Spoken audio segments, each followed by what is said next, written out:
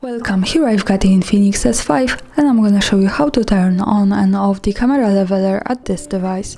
So at first we have to tap on the camera button to open it, and for now we are in the standard photo mode. From here let's go to the left corner to this button. When we pick this we can open the advanced camera settings, and here we have the level option, so this is the camera leveler.